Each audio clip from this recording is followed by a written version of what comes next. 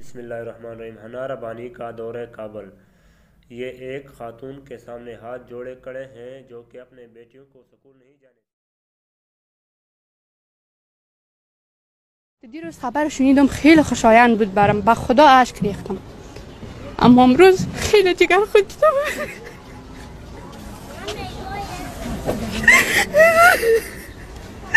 چی بگویم؟ چیزی گفتن نمیتونم.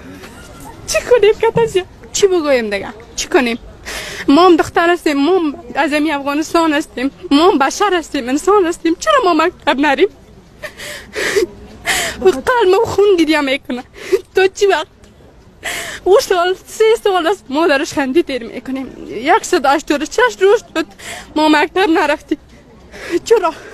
چی گناه داریم؟ تمام زنای افغانستان اینا بگیره شدن. نه نمیفهمم چی خواست کنم، چی بگویم، چی کنیم؟ مجبور هستیم من چی بگویم بکنیم. از امارات اسلامی خواهش ممی است که لطفاً مکاتب دوباره شروع کنیم.